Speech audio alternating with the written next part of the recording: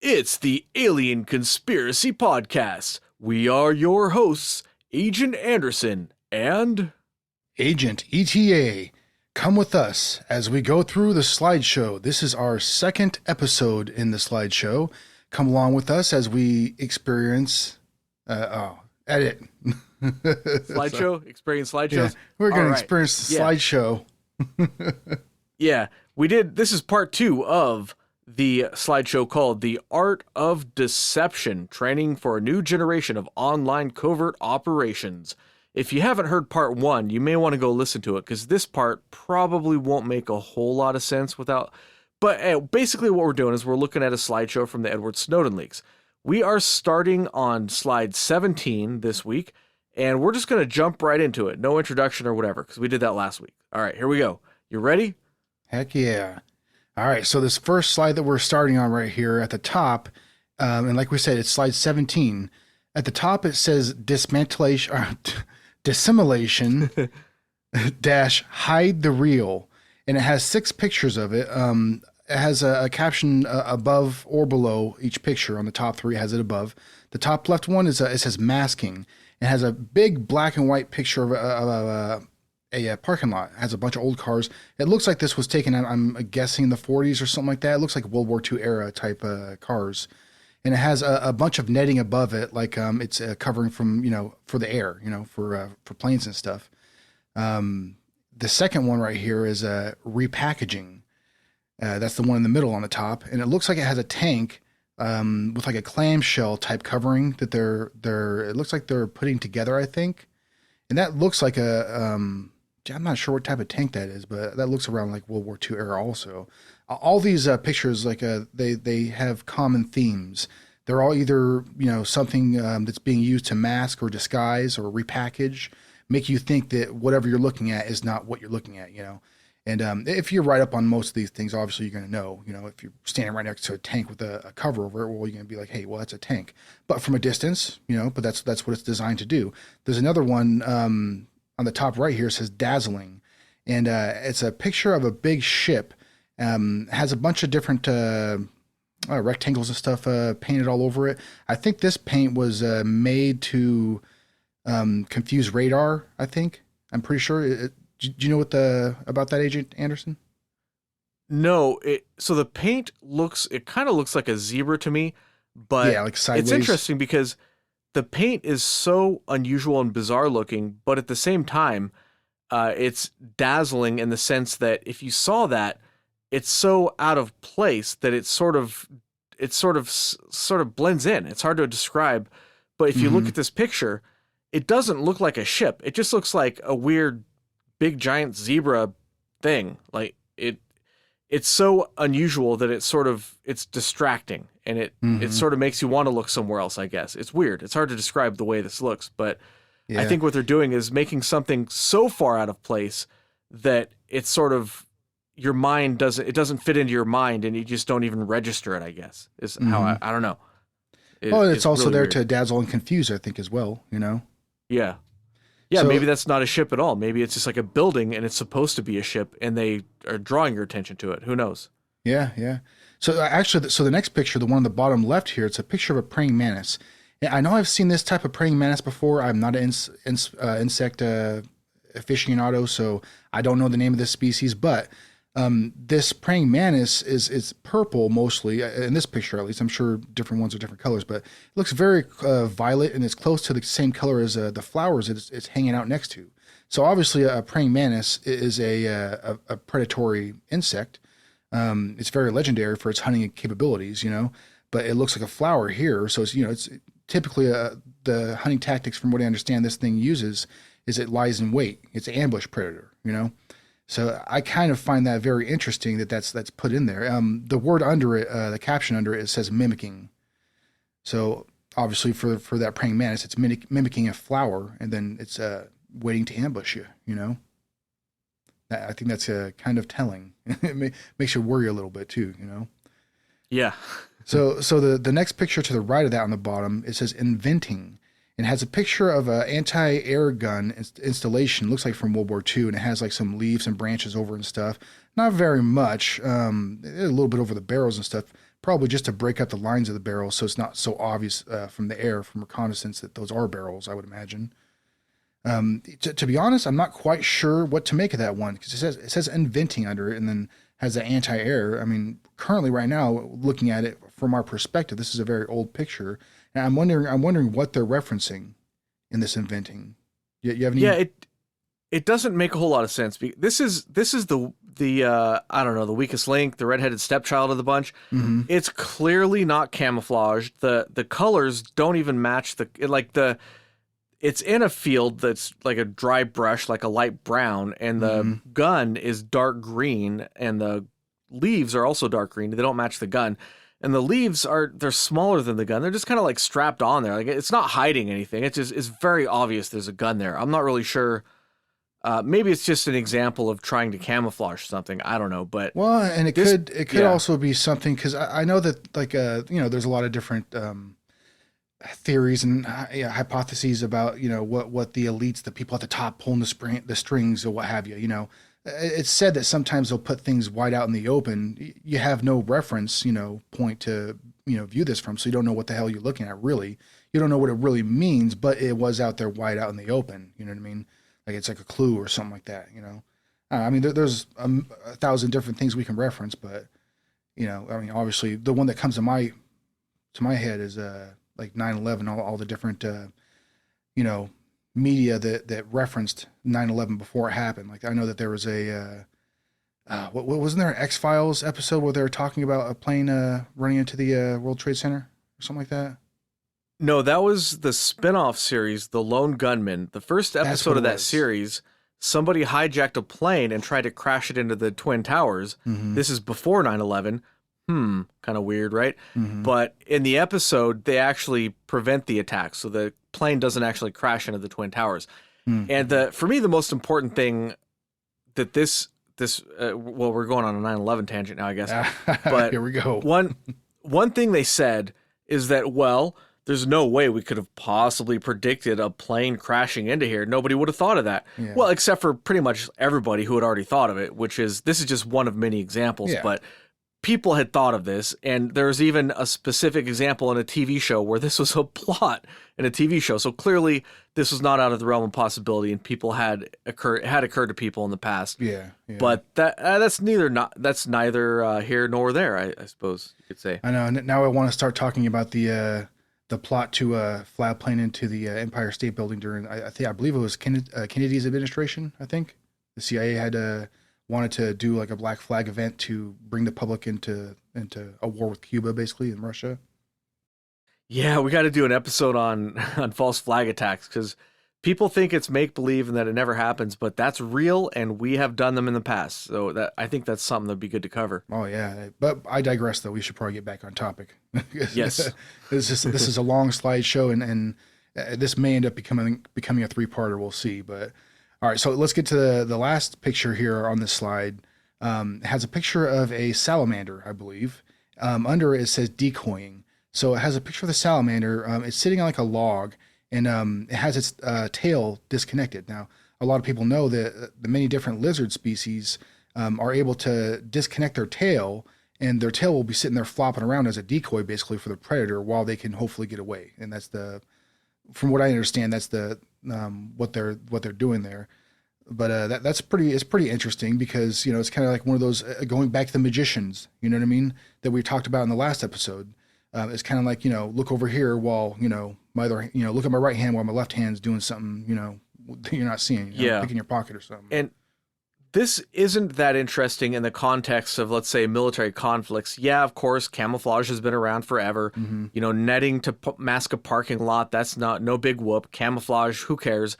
But when you look at this through the lens of online operations or the internet, how does this translate to the internet? All masking, repackaging, dazzling, mimicking, inventing, and decoying. That puts a little bit different spin on it. We're not just putting camouflage on a gun, or we're not just changing colors as a praying mantis. If you look at it this way, so the praying mantis, for example, changing its colors, obviously that could be translated into the operative who, whatever the topic is irrelevant, they're going to change their opinion based on the needs of what they're trying to achieve. I guess you could, each one of these pictures could be interpreted that way. And also they're not operatives. What are we talking about here? They're building cyber magicians, not operatives. Magicians. Yeah. Got to get with the program here. All right. Operatives, magicians. I mean, it's how many different labels you could. There's all sorts of labels you could put on them. Yeah. Who knows? They might not even call themselves that, but maybe they do.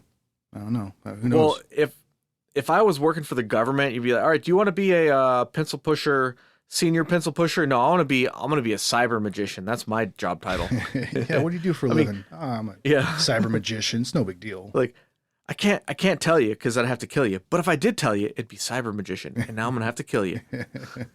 Better run. I'll give you 10-second head start. I hope it was worth it for you. Yeah. All right, let's get along to slide number 18.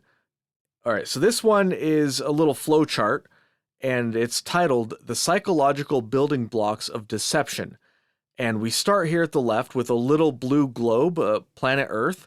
And there's an arrow pointing up to a box. In the box, it says attention. And that has an arrow pointing to the right to another box that says perception.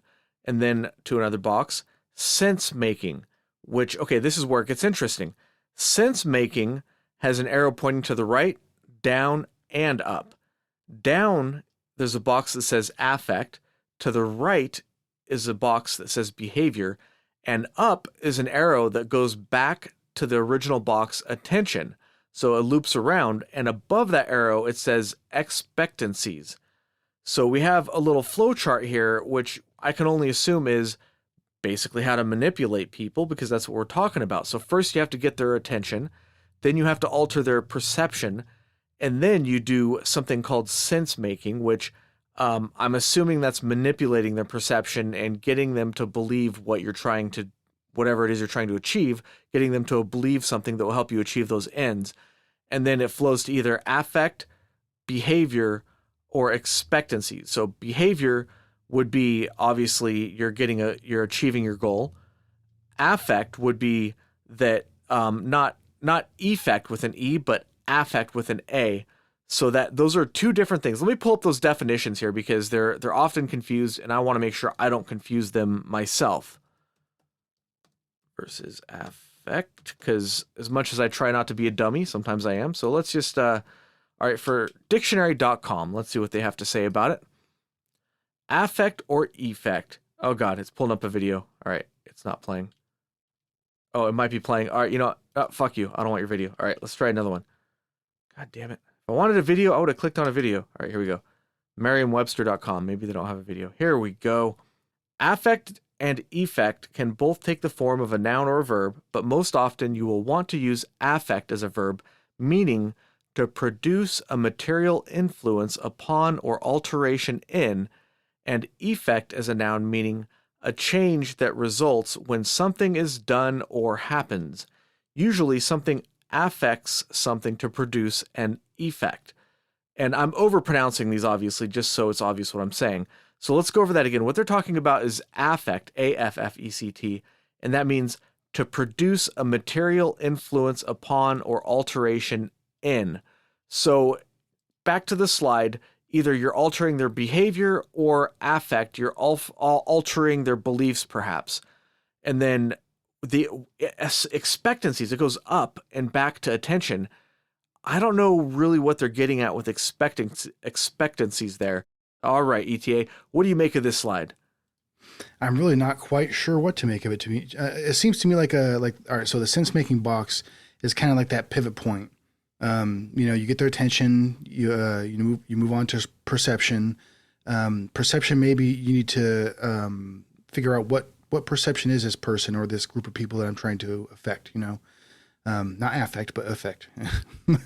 But from there, then you can go on to sense making, and you're gonna have making sense of their perception is gonna decide what course of action you're gonna take, how you're gonna make this group of people or this person react the way that you want to. You know what I mean? Which is one of the things that we're talking about. Mm-hmm. I think that's one of the hard line, theories or ideas, whatever in this. The expectancies, geez, I'm really not sure. It's I think there's a lot more digging down. I think I would need to do into the subject to create some really some better perspective on the matter, really, because there's so much to look at in these slides. There's so many different things to think about. Man, if you don't have a really good base level of knowledge, I mean, there's plenty of stuff that just goes over my head. You know what I mean? Like, I'm trying. Yeah, but it's let's do a thought experiment here. Let's run through this flow chart. Now, I want our I want our listeners to keep in mind, I'm not intending this as a political discussion. This is a thought experiment. So let's start with the world. We're trying to get the world's attention. Let's pick a topic that I've seen in the news. So we're going to put something on a forum. We're going to put an article in the news, whatever it is, about Joe Biden being senile. All right. Now, it doesn't matter whether or not we believe he's senile. We're trying to manipulate other people. Okay, so this is a story that we're all aware of. This is in the news. I'm sure we all have seen this. So that's how we get people to bite. Now, to get people to bite, we're not going to do a story that says, well, the doctor says that this is a sign or that's a sign. That's not going to get people's attention. How you get their attention is you have to use like a polemical argument. So it's not going to be reasonable. It's not going to be a discussion. You're either going to have an article saying he's not senile at all, and the people who say he is, they're making stuff up, or you're going to put out an article saying, yeah, this guy is batshit senile and he should not be running for president, because that's going to get people's attention, right? Now, once you reel in their attention, the article can have a certain slant to it, and it can work both ways, because you could say you could feed something to the conservatives and to the liberals in the same article to get them both to go in a certain direction, depending on the slant of the article, where it's coming out on. Obviously, like CNN's going to be different than Fox News or whatever, but that can be the perception. And also, like in the comments section, if you go down and read the comments, you can have your operatives making comments down there to further feed people in the direction you want them to go. And let's say your goal is to get people to fight against each other. That's not that hard to do. All you have to do is just have a bunch of sock puppets fighting with each other. And even if people don't come on and comment and they just read those comments, they're going to kind of caught up in the discussion, and they're going to become emotionally involved in whatever their personal belief is. And again, I'm not saying that I'm going one way or another on this article. It's just an example. So sense making, the next step could be to try to, and one of the comments could have, something that sounds like an authoritative, like, evidence. Okay, so these are the signs of being senile, and he's definitely showing the signs. And then somebody else could come along and refute that with another piece of evidence with, seeming like an authority figure, and they know what they're talking about. And it doesn't matter what the actual evidence, because the reader will choose whichever one they believe to be true. So the actual evidence is irrelevant, right? So now from there, you either get a change in behavior or you get the desired behavior. You get the affect you want, or expectancies goes back to attention. That's the one piece of this puzzle that I'm not quite sure on. If you have any ideas what that might mean, hit us up on Twitter at AlienConPod or AlienConPod at ProtonMail.com. I would like to know what you guys think about this, because I'm not quite sure about that particular. Why would that lead back to attention? I don't know. But that's, when I'm looking at this flowchart, that's just kind of like what I'm thinking, how they would manipulate using an actual news article. They're playing both sides. They're not invested in one side or the other. They're using a topic to manipulate people in the direction they want them to go. And I guess the scariest thing of all about this slideshow is that we don't know what that is. We don't know what they're trying to achieve.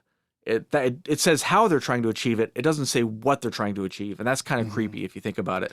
Well, that's actually a good segue into the next slide there, because a how of achieving influence is there's a lot of stuff on this next slide that you could definitely use to achieve influence. That's for damn sure.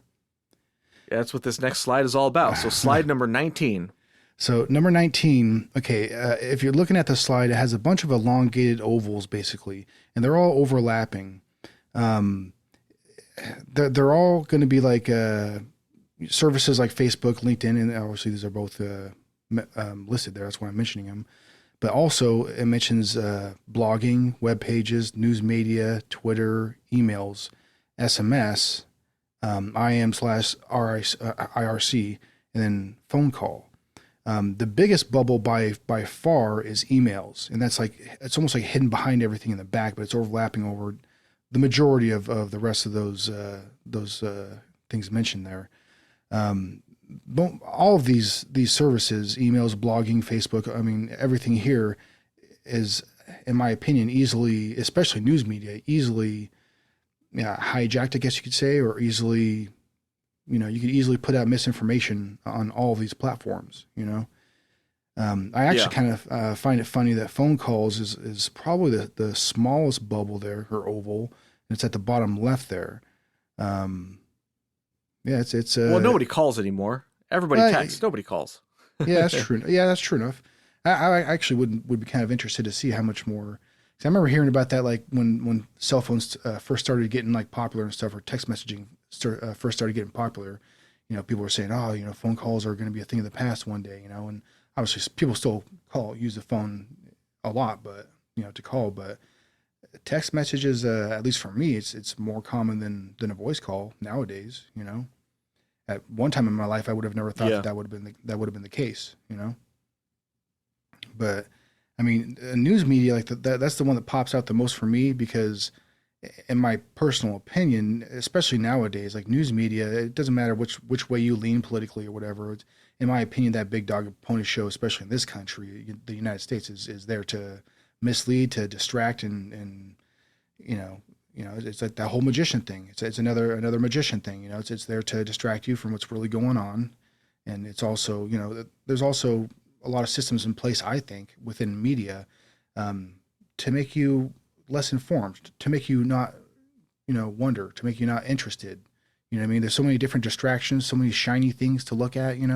Whether you're watching a show on YouTube or a show on HBO or something. It's still, or sports for that matter as well.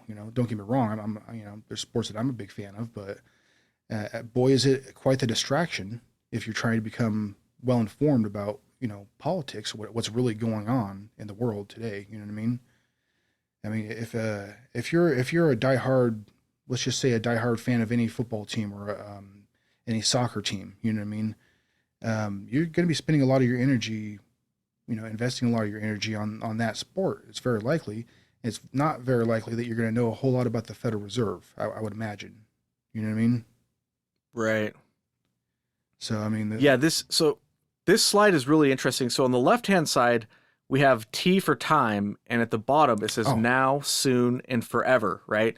Yeah, and I guess that probably would have been important to mention, huh?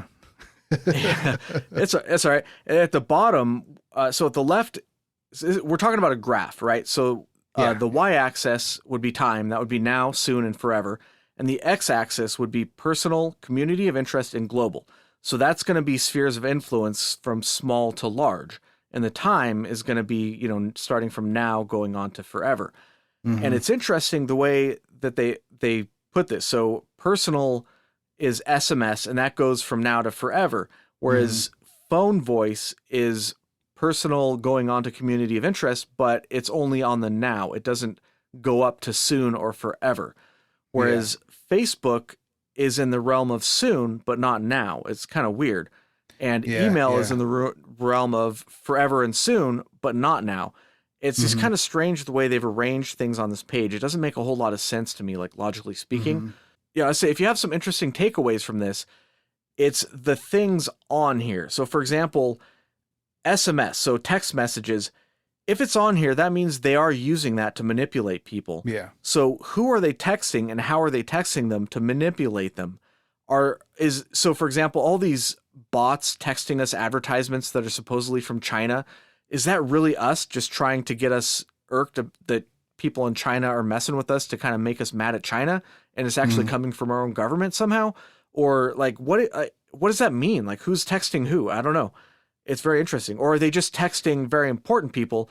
Like we talked about last time, that blue guy in that slide, they only have to text that one influential person. Yeah. And then that person, it flows to everybody else. I don't know. It's kind of interesting to think about, but the position doesn't make sense on here. That one and on the far right, news media are the only two that I see on this graph that span the whole up to down spectrum there from now to soon to forever. So I mean, it's Right. it's what are they? What Why exactly? is Twitter I mean, I know, between now and soon? yeah, I'm not quite sure, but well, the influences of Twitter is a very fast burn. You know what I mean? Yeah. People are influenced by things that happen, things that are trending on Twitter and stuff, and it's over real fast. You know what I mean? There's a lot Hmm. of flashes in the pan. You know what I mean? As far as what people are interested on Twitter, interested in on Twitter. Sorry, Okay. Twitter is a hard word for me sometimes. The people listening be like, "What? What, dude? Twitter? That's a hard one for you, huh? All right, then, man. I can tell." It's it's that application on your phone, which I don't. By the way, I don't know when programs became application. I missed that I missed that memo. But all right, whatever. I'm old, Hmm. so who cares? All right, let's move on to the next slide here. Slide number 20. So this one, it says attention management, and it just has two pictures. On the left, it has a moth that is camouflaged in some bark, and on the right, it looks like it's kind of deserty, and there's a building that's kind of camouflaged into the desert. And this one's pretty straightforward, I think. It's just talking about, camouflage, and I think the point here is getting people to direct their attention where you want them to, and hiding things that you don't want them to direct their attention to. I mean, it's pretty straightforward takeaway, I guess, as far as I can tell. What do you think, ETA? Yeah, I would agree with that. It's just not a whole lot to break down here. I don't think. Well, you can go on. You can always go on a wild tangent, but yeah, Yeah. I would agree with that exact explanation right there. Yeah. I mean, you could obviously break this down. Like, why would they use a moth, for example? Is there some specific meaning to moths, like that experiment that proved natural selection with the moths in the forest with the soot on the trees and all? I don't know. You could go all day on just this stuff, but let's skip ahead to the next one, which All right. this is I like this next slide here. Slide number 21. Why don't you start us off on this one, ETA? Yeah, so this is it looks like an old painting. I'm guessing it's sometime during like the medieval era, and it looks like a street magician is being depicted putting on a show for a crowd. And there's a fella bending over, looking real close at what the magician is doing. Sleight of hand. You could see that the magician's holding something in his hand. It looks like it's some kind of a variant of the three cups routine. I'm thinking that he's doing. That's Um, exactly what it looks like. Yeah. yeah. And so behind the table on the ground, you can see like I'm not sure if that's a mouse or a small dog or something, but he has a basket on his hip with a owl poking its head out. He has That's my favorite part, by the way, is that little owl. It's so cute. Look at that thing. oh, I want one. where's your owl? Yeah. So he has his hand slightly behind the basket that the owl is in, and it seems like he's holding something in his hand, but you can only kind of see the edge of it poking out a little bit. I mean, you can't tell what it is. Not I can at least. And he's holding the ball in his hand. He has a very tall hat on. I'm assuming he's hiding the rabbit in there. But yeah, it's a depiction of a medieval street magician. I think it's a pretty good one too. Yeah, and there's a couple of really fun details. For example, you see the guy at the very left? He's looks like he's got like a little thing on his nose. Oh yeah, yeah, Like it's like I guess everybody smelled like shit back then. I mean, if you watch Monty Python, you'll know that. yeah. And then it looks like he's stealing that guy's purse, right? Oh, he So is. Yes, he's looking up. this could be the misdirection here. So this guy's doing a three cup show, and people are expecting that that's where they're going to be deceived. But in reality, that's Ah. just a distraction for this other guy to be able to come up behind him and steal his purse. So this is the kind of stuff they're talking about that we're trying to, highlight in this whole slideshow is that Mm-hmm. the whole idea is that whatever you think they're trying to do, that's not what they're trying to do. That's just the distraction. And I think this is perfectly illustrates the methods that they're using. And it also illustrates that these sorts of techniques have been around for a very long time. Mm-hmm. Mm-hmm. And then what about that little kid right there? He kind of looks like a little devil or something. Like he's like in a little red dress looking thing. I Like mean, he looks like he's in on it. I'm not sure what he's holding in his hands there, but he's obviously paying attention to the guy that's being distracted and robbed. I think it's a pitchfork. That's what I think. Is that what it is? I don't know. It could be. And I he's don't know, got, it almost looks like one of those like cement mixers that you put on the end of a drill and mix up small batches like in a 5-gallon bucket or something. yeah, he's definitely looks like he's up to something though, for sure. Yeah, sneaky All little right. bastard. Let's move on to the. Oh yeah, this is a good one. The next one, slide number 22. We're on. This is another slide. This is one of those pictures where it looks like two different things at once, depending on how you want to look at it. And it looks like a duck to me, right? This is a famous picture. I've seen it before. I'm pretty sure that's what we're talking about here, but I can only see the duck though. Can you see the second image there, ETA? Nah, I only see the duck, to be quite honest. Yeah. I was going back and forth here trying to focus in on different parts of it, but I only see the duck. Maybe that's not what it is, but I'm pretty sure that's what it is, but I can only see the duck. These images always look a little goofy. Like it looks like a duck, but it's a little bit off, Mm-hmm. But I don't know.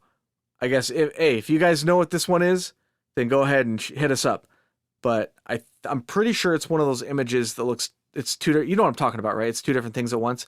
Mm-hmm. And it's just another example of misdirection or deception, I guess, because you have something that looks like a duck, but it's not a duck. It's actually really something else. Mm-hmm. But I wish I knew what that was right now, but I can't tell. Anyways, let's move on to the next one. All right, slide 23. All right, so this next slide is observation of human behavior, basically. So it says expectancies at the top, and it has two little brief notations there. It says the first one, we look where we expect something interesting to happen. Oh, and by the way, to the bottom right of these, it has a picture of in black and white, well, just black outline, I guess, of somebody about to dive. Looks like a little girl possibly about to dive off of like a high dive board. So and it has a person down below looking up at that person, confirming basically the first thing I just read there. We look where we expect something interesting to happen.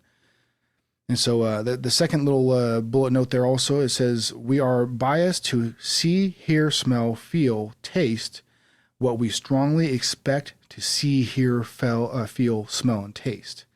And I've experienced this just in regular life before, like it's funny how like sometimes you think you know how your own voice sounds, and then you hear yourself on a recording. You're like, wait, what? I sound like that? Oh man. It's I mean, that's probably the simplest, thing to say about that right there. I mean, it's a very simple experience, but yeah, I think, to me, that was the first thing I thought of. What about you? Yeah. And this I think ties directly into the previous picture with a Three Cups game, in that we look where we expect something interesting to happen, the Three Cups game, or a child jumping off of the high dive into a swimming pool, and that's where you're going to look. Meanwhile, something else, if the swimming pool was the operation here, they would put somebody up there to jump off of the high dive to draw your attention there. Meanwhile, whatever it is they're trying to do, that's, the shenanigans, they're going to be going on somewhere else in the pool. It's not going to be in the deep end. Maybe it's going to be in the shallow end. Maybe that's where they're murdering somebody or something, but nobody's looking over there. They're all looking at somebody jumping off the high dive. That's kind of what it, and this is really interesting that they point out we are biased to see what we strongly expect to see, hear, feel, smell, taste, or whatever. And I think that's 100% true. We have certain expectations. If we bite into an apple, we expect it to taste like an apple. Oh yeah. And I don't want to go into the psychology of this too much, mostly because I don't really know that much about it, but I think this is a real thing. And I think we all do this. If we look up in the sky and there's clouds, we expect it to rain sometimes, and then we might even, if you've ever gone outside and you're like, did it just rain on me? I'm not quite sure. Was that a little drop of water, or am I imagining it? Because we expect it to rain if it's cloudy. So it's a really weird psychological trick. But yeah, I guess that's pretty much all there is to that slide. All right, now here we go. Slide number 24. All right, this is a good one. It's titled Gambits for Deception. And we got, we got rows of boxes, okay? And they're different colors. We got green, red, blue, purple, and orange boxes. And each row has a label. It's attention, perception, sense-making, affect, and behavior. Oh, wait, hold on just a minute. I think this might tie back into that flow chart, right? Here we I go. believe so. I think they're explaining this flow chart a little better now. So why don't we just switch off? We'll go through some of these. I'll start at attention. Control attention. So I'm reading what's the words in each box right now. There's 5 boxes in each category. So for attention, control attention, and here it goes. Conspicuity. I think it's conspicuous, but I'm probably saying it wrong. Conspicuity and expectancies. Okay, so being conspicuous. The second box is the big move covers the little move. The third box is the target looks where you look. That's actually a real psychological thing, by the way. Let's say if you're in a room with a lot of other people and then you hear a sound and then everybody looks towards the sound, the first person to look there will direct everybody else's attention in a certain direction. Like, that's a real thing. The next box is attention drops at the perceived end.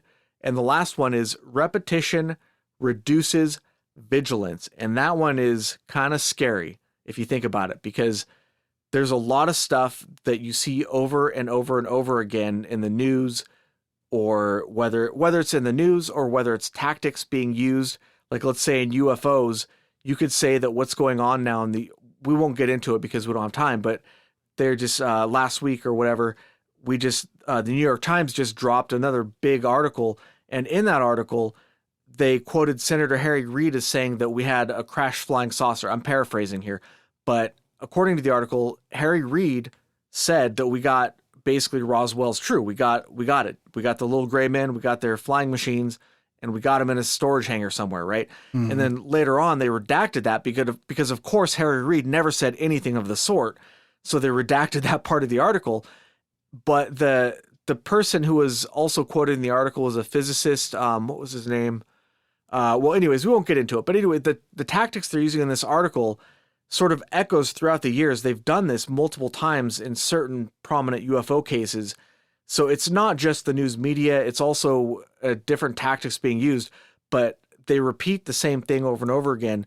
And repetition reduces vigilance, I think, is a very alarming thing to see on this page. But I think it's also very true, and that's what they do. We're constantly bombarded with these same things over and over again. And there's a slide coming up later on that I think ties directly into this little box here that we'll get to later. Hopefully I remember to loop it back. I'll say loop it back to this point, because I think it ties directly into this. All right, ETA, do you want to touch the perception line here? Yeah. We'll go off the next row here. This is that row with all the red boxes. So yeah, it says perception. The first box says mask, mimic, eliminate - blend, and then recreate / imitate. So I think that's a lot of the same things that we were talking about earlier. How you can put netting over a parking lot or put bushes over a anti-air gun. Up close, it's going to look like an anti-air gun. From far away, it might not look like anything like it.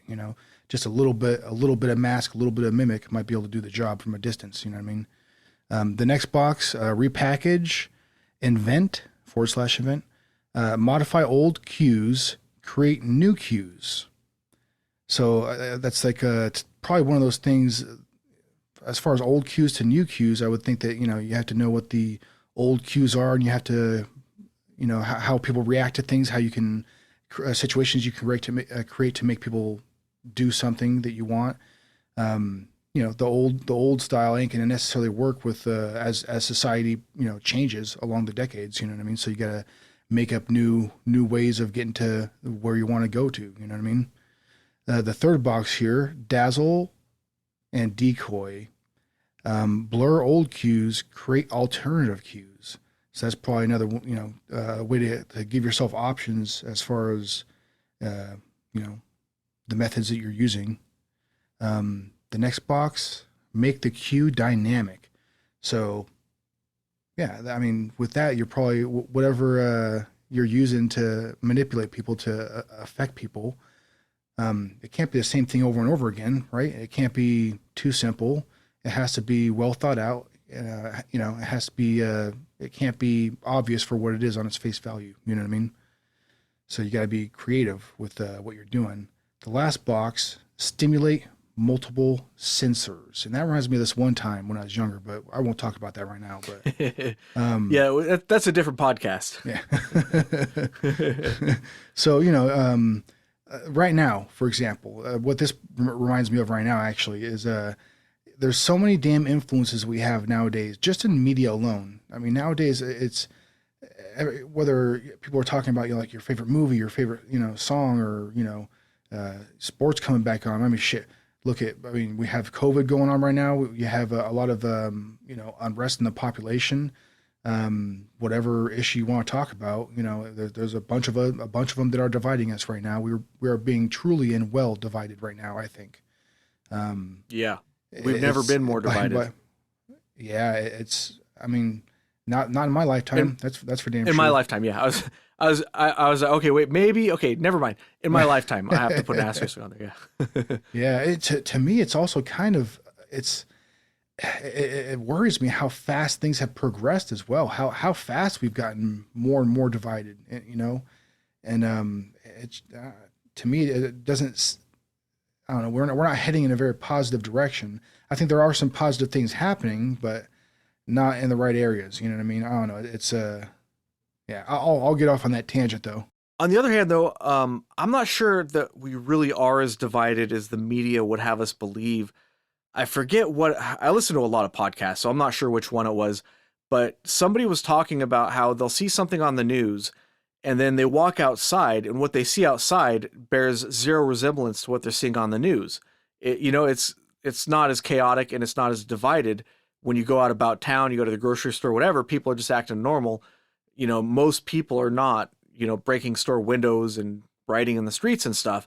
So how much of this is real and how much of it is just a manipulation? Just, I don't know if they're trying to get clicks or if there's more deeper involvement on the news, but it's kind of a strange thing to think about, Mm-hmm. But all right, anyways, let's move on to sense making. So sense making, that we're talking about the blue boxes here, exploit prior beliefs, present story fragments. That's an interesting one. Repetition. Mm-hmm. Also, the first box that for perception, by the way, made me do a double take was under mask mimic, eliminate / blend. Oh. What? Mm-hmm. All right. I'm still tripping out on that one. Okay, back to sense making. Repetition creates expectancies, again with the repetition. Haversack ruse, the piece of bad luck. I'm not familiar with what that reference is, but I'm guessing that's a very specific anecdote or story. Mm-hmm. Swap the real for the false and vice versa. And this is something, again, the final box here I'll riff on a little bit. So swap the real for the false and vice versa. In intelligence operations, quite often, if they're trying to plant information or to manipulate people, they'll put like 10% truth and 90% falsehoods so that some of it is true and some of it is verifiable, but most of it is not. But if it was all false, then it would be a lot harder to convince people. So that might be sort of what they're talking about here, is that you kind of confuse the senses. If the most prominent example I know of is the documentary with Richard Doty called Mirage Men, where he talks about planting evidence. So there was, I wish I remember this. I mean, it's on the tip of my tongue. Anyways, there was a guy who was listening in to military communications, and they went into his house and planted evidence, and they kind of egged him on to think that it was aliens when really it was just Air Force stuff. But here's the whole trip, dude. If this guy, Richard Doty, if he really was an agent working for the government, would they let him come out and admit to all this stuff he's done? So did any of this really happen at all, or is it all just completely made up? It's a trip, man. Like, how do you verify that this guy really did work for the government? What am I going to call up the FBI and, ask for his resume? They're not going to give me that. The whole thing is just completely bizarre. This slideshow, it doesn't make me sleep good at night. All right. You want to take on the next category just put in a request for, the Freedom of Information Act request, Yeah. Do a FOIA request. Are you guys really full of shit or not? Let me know. Oh, shit. Somebody finally asked us. Yeah. I guess we got to give a response now. Shit, it was the first guy. Yeah. Okay, so the next line of boxes there are under affect. The first box is create cognitive stress. Oh shit. Hey, if you have a bunch of mental stress, and the next box is create psychological stress. No, physiological, like I physical got stress. Damn it, why do I just glance at stuff and assume? Anyways, yeah. How do you you create right. physical stress on people? You got to go and physically put the pain on them, dude. That is crazy to see that on here. How are they going to Yeah, physically stress people? yeah. But I mean, people who are working under stress, I mean, you're not going to think straight. You know what I mean? You're not going to be Yeah. making the most sound decisions. You know what I mean? And you're also not going to be paying attention to the whole picture. That's for sure. Whether you know the whole picture or not, you know. But yeah, it's all right. So the next box, create effective stress. And then it has in parentheses, it has a plus / minus. I'm not quite sure what that plus versus minus means, but I have a theory on that. So I took a basic Psych 101 psychology introduction class in college before, mhm. and in that class they said that stress has a similar effect on your system. So there's good stress and there's bad stress. So if you get a promotion at work and you double Oh, your okay. salary, that's going to cause good stress.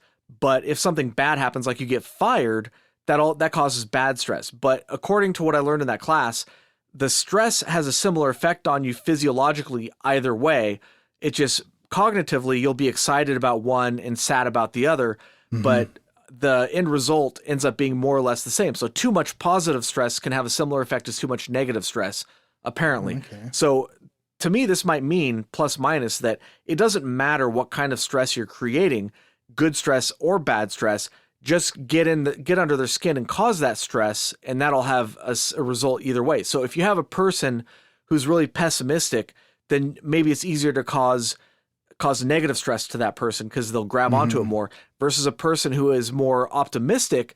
That person, it might be easier to cause positive stress on them by giving them stuff that they want to hear or whatever. But Hmm. anyway, sorry to take away from your line here, but that's kind of how I interpret that plus minus. No, yeah, no, that makes perfect sense.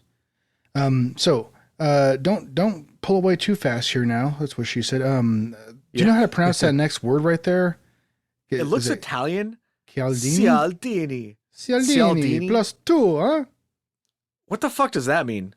I don't. Is that the Italian version of Cialis or something? I guess. I mean, do you need two of them? I guess. I don't know.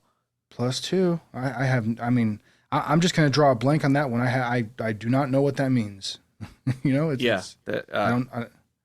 We'll just go ahead and skip it. We'll pretend like that didn't happen. All right. So the next Yeah. box, last one there on this row says exploit shared effect. So I mean, it's yeah. The effect that you have, the stress and stuff, you know, has had on people, you're going to exploit that, right? I mean, All right. it's So I just Googled it because I was curious. So oh the first result is the 6 Principles of Persuasion by Dr. Robert Cialdini. Oh boy. oh And those, okay. so those are, oh dude, this is all right. This is kind of crazy. I'm a little worried about this here. So reciprocity, and for those of you who are not, you're not lifting your dictionaries like me when you're working out, that reciprocity means the expectation of return. So if I give you a gift for Christmas, I expect you to give me one in return. That's reciprocity. Or Okay. if for maybe a different culture, for like let's say Japanese culture, if I bow to you, I expect you to bow back to me. It's a sign of respect or whatever. Yeah, yeah. Bad Well, example yeah, maybe. you're I don't know. expecting the person to But any, reciprocate. exactly, yeah. The next one is scarcity. So that's the idea of, if you make something scarce, people want it more, I'm guessing. There's authority, consistency, liking, and consensus. So yeah, we won't go over all of those in detail, but just to whet your appetite for what that could possibly mean. But what does that mean plus two? I don't know. It's kind of scary though. I don't know. Yeah. All right, let's look at the last line here real quick. Behavior, simulate the action. Whoa, what you mean like those crisis actors? Is that what they're talking about? I don't know. Simulate the outcome. All right, Hmm. that's also a little weird. Time shift perceived behavior. I got no clue what that means. Any clue what that might mean, ETA? Time shift perceived behavior? I don't know how you act on your work shift. I don't know. Yeah, that's... Does it have something to do with the time change? Spring forward, fall back? I don't know. Now, this next one is, again, another something that kind of catches my attention and kind of makes me a little worried. Divorce behavior from outcome. And that's kind of scary because what are we talking about here? We're talking about, okay, so you can commit crimes and that no longer has a specific outcome. It doesn't matter. Or does that mean, I don't know. What does that mean? You could interpret that in a lot of ways, a lot of them not good. The best way to find, the perpetrator of a crime is through motive. That's for sure. If you divorce your behavior from an outcome, then potentially people won't be able to connect motive, to know that you were the one that made that outcome possible. Maybe, I don't know. I mean, I'm just, I'm searching the weeds here for it, but or perhaps behavior being, let's say, in public or on the internet, since all of this we're talking about basically online operations. Mm-hmm. So in other words, you could go on some forum and say some really offensive stuff, but that doesn't necessarily have to lead to a specific outcome. So maybe that's playing on our expectations or retraining us to have new expectations by having a certain behavior lead to a different outcome that we don't expect. I don't know. Maybe I'm grasping at straws here. This one is just kind of weird though. And then the last box is channel behavior. Channel, CHANNEL, meaning lead it in a certain direction. So you're directing behavior. So if you go on Twitter and you have 1 million followers and you say, I hate In-N-Out, let's go smash all the In-N-Outs. I guess that could be an example of channeling behavior. I don't know. I love In-N-Out. Don't go smash the In-N-Outs, by the way, guys. It's a good burger. In-N-Out's good. I mean, yeah, it's good. Well, so a little side tangent here. A lot of people, I live in California.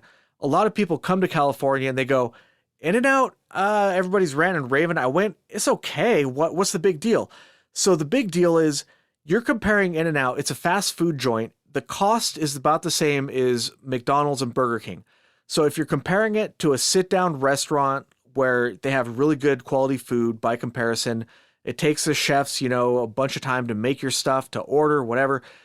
It's apples and oranges. But if you're comparing In-N-Out to McDonald's, then yeah, it's pretty good compared to McDonald's. In my opinion, I'm not knocking McDonald's. I'm just saying In-N-Out's pretty good compared to McDonald's.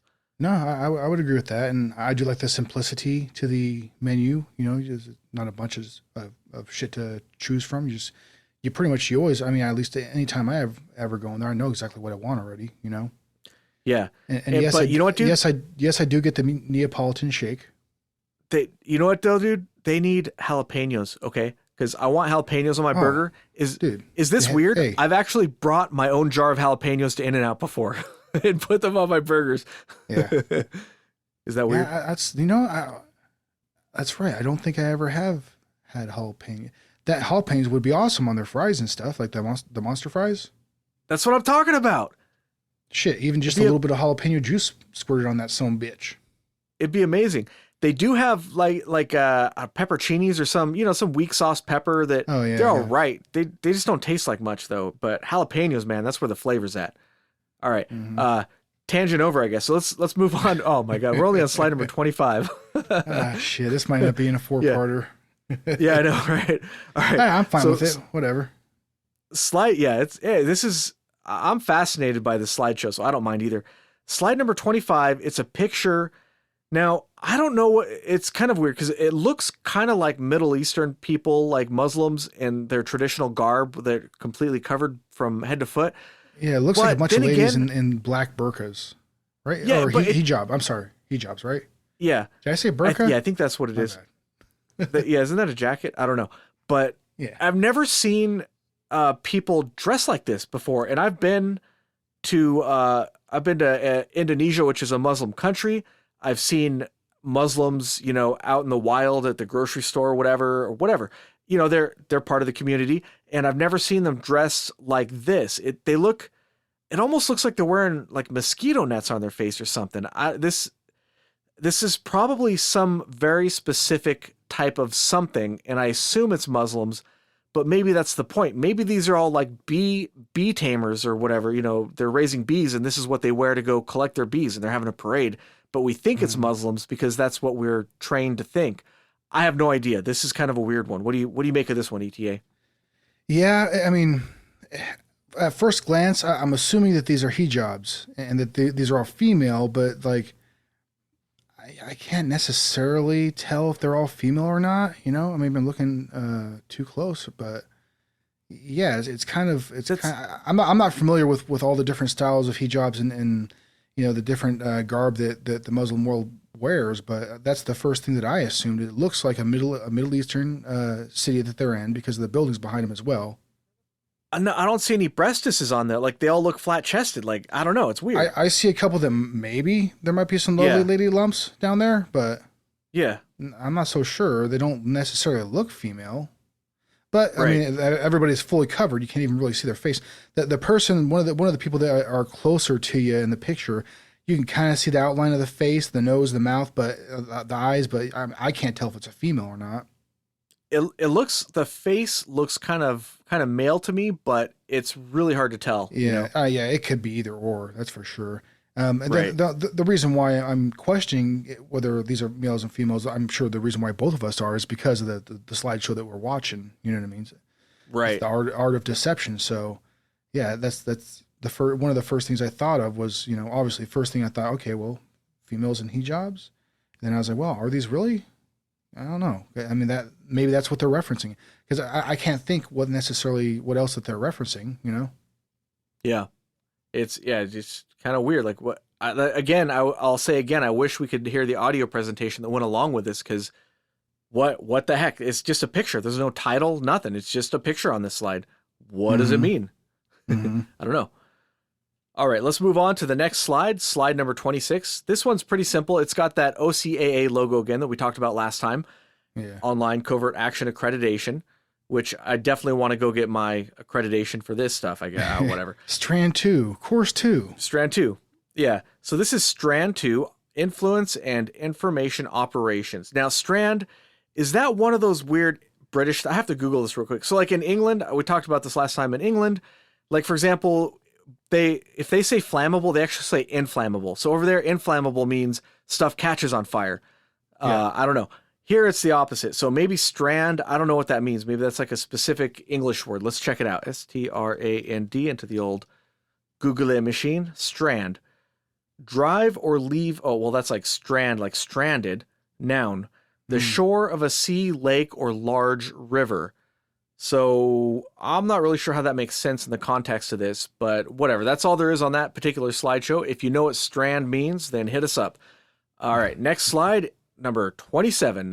You want to talk us through this one, ETA? Yeah. So this one is the 10 Principles for Influence. And it has a bunch of different things jumbled around here on the page. So the first one at the top, I'll just start from the top and go clockwise here. It says the time principle. The next one to the right says the need and greed principle. All these different ideas are, obviously people have their own, it's said that most people have their own perception of time, right? Everybody's kind of working on their own timeline. And the need and greed principle, I mean that, people always, whatever, they're talking about, like say somebody goes to the store, for example, or they're just thinking about things that they would like to have. Do they need it or do they want it? You know what I mean? Do you need something or are you just being greedy for something? So, those are also two different ideals that you could work off of with people's, with their mental faculty there, Maybe the time principle. So there's a technique you can use in conversation, so I'm a big nerd. Like I read about stuff like how are people charismatic? What do they do? And or how does comedy work? Whatever, in comedy, if there's a stand-up, they'll do a callback. So they'll mention something early in the act, and then later on, they'll make another joke about that same topic, and they do it in a lot of different ways. But there's something you can do similar in conversation where you'll talk about a topic, and then you'll interrupt that topic with something else, and then you'll go back to it later on, and it causes this effect to where it seems like you've been talking a lot longer than you have. And that's sort of a conversation technique you can use. Maybe they're talking about more stuff like that. How can you influence? What is it? That's what I mean. We need the audio portion of this. Like, how does that How's that a Yeah. principle for influence? You know what I mean? It's really weird. Sorry. Okay. Sorry to interrupt. I just had an idea for that one. Oh no, it's okay. Okay, so let's right under the need and greed principle, there's the social compliance / authority principle.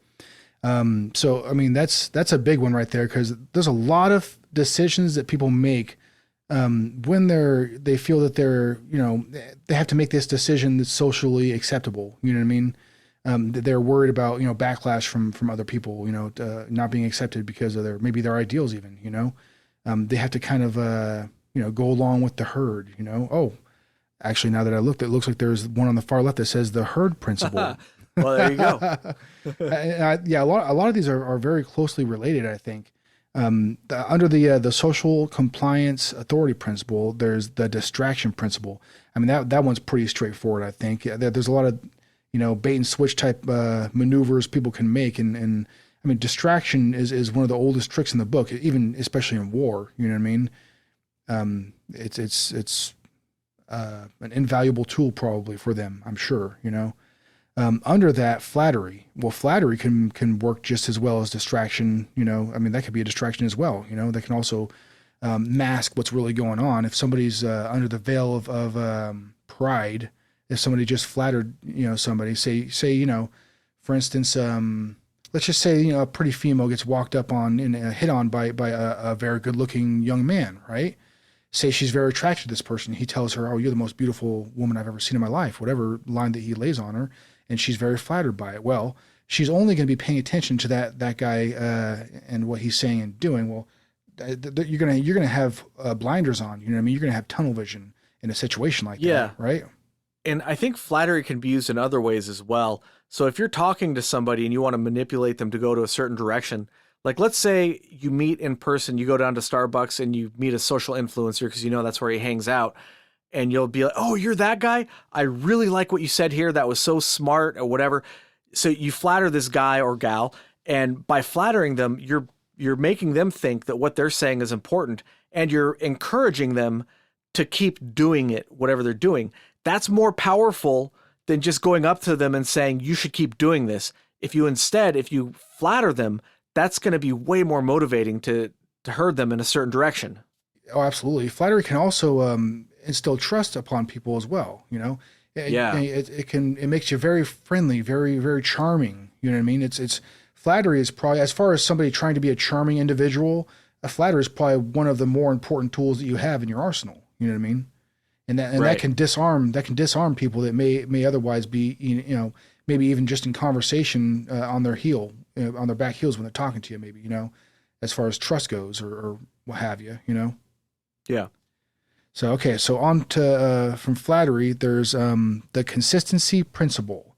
I mean, we've touched on this before as well early in the slide. Consistency. One of those things where, like, all right, so you've heard the old saying, if you tell a lie enough times, it becomes a truth. You know what I mean? Mm-hmm. Or if you present something to be fact, I guess I just said the same thing twice, or was about to. Whatever, dude. But yeah, no, I mean, it's I think it's kind of straightforward. The more consistent you are, the less people are going to notice what you're doing, I think. You know what I mean? Yeah. When we're talking about the slideshow. But all right, so under consistency there, the edit reciprocity. Reciprocity, yeah. I almost said reciprocity. Wait, no, reciprocity. Yes, sir. Agent Anderson, what does that mean? I know some big words like this because I'm a huge nerd. I don't just say that to say it. Like I actually am. Like sometimes when I read stories, if I see a word I don't know or a word used in an unusual way, then I'll actually look that word up in the dictionary. I used to have like an actual paper dictionary I'd look stuff up in. That's, I'm old school, I guess. But I would just sit there like I enjoy that. I just enjoy I'm a big nerd, man. That's no joke, dude. I really am. And that's how I know what reciprocity means, because I don't know what that means unless I looked it up.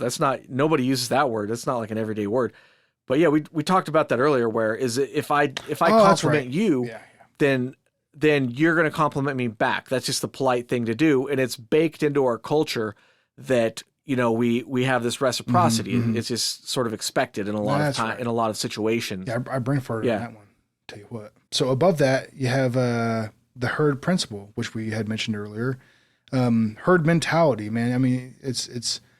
I remember there's some great philosopher that said, the individual human is very intelligent. A group of people are extremely dumb. I know that's not how they said it, but that was pretty much the gist of it. You know what I'm talking about?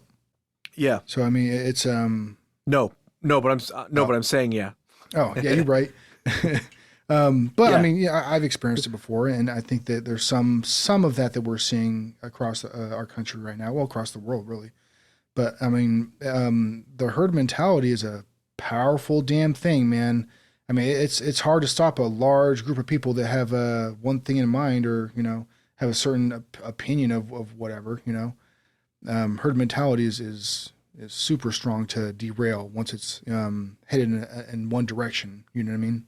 Yeah. We're bumping up on an hour here, or we're actually a little over. So let's do the next two slides, which tie into each other somehow. I don't know. And then we'll call it quits, and we'll do a part 3, and probably the part 3 will be the last part. But so we're looking at slides number 28 and slides number 29. And this one, honestly, I do not know what to make of these slides. So slide number 28. Well, I can tell you one thing. I personally prefer Pepsi, but my favorite is Crown Cola.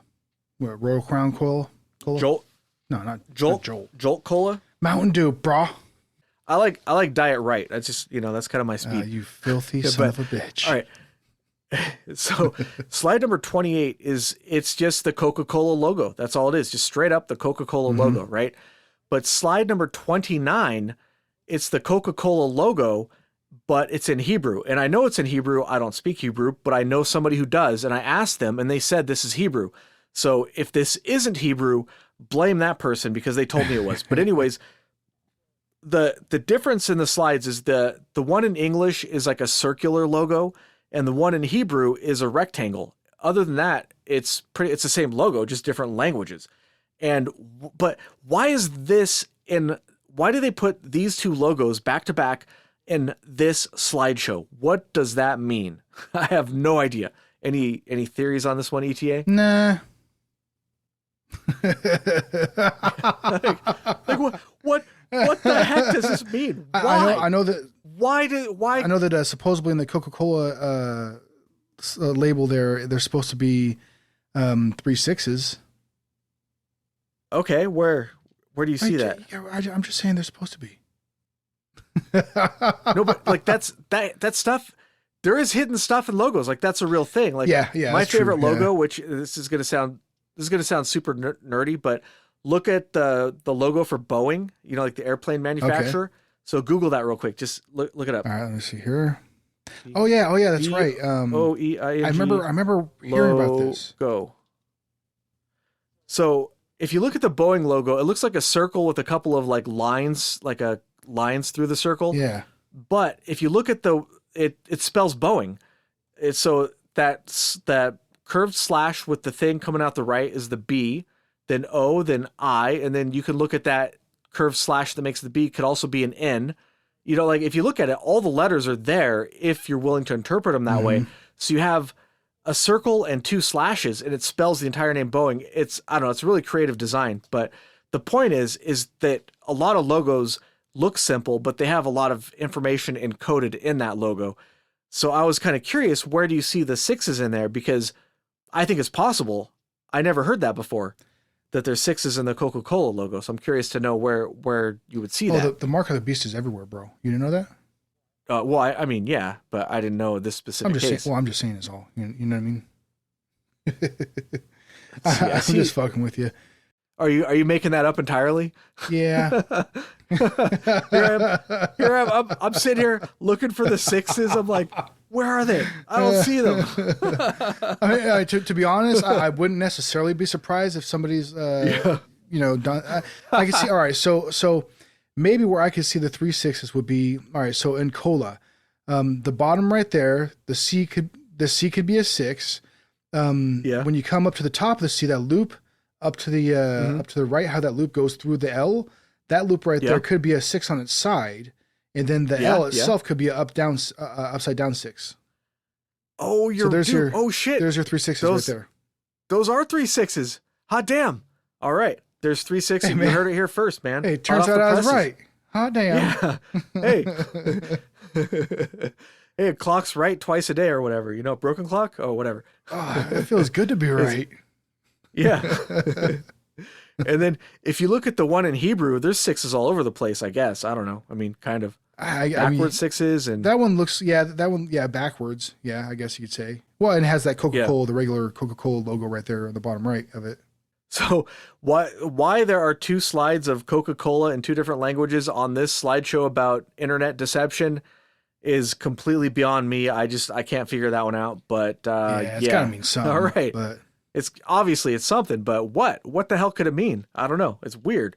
This is one of the weirdest damn combinations of slides in this whole thing. Cause it's just so like why a Coca-Cola logo? I don't know. I already said that, but all right. All right. Anyways, you want to wrap this up here? yeah, let's wrap up this episode here. We'll pick it back up on the next one and continue on down the line. All right. Well, thanks for listening. You can follow the show on Twitter at AlienConPod. We also have an email address, alienconpod@protonmail.com. We would love to hear from you. And if you enjoyed the show, you can really help us out by subscribing and leaving a good review wherever you listen to podcasts.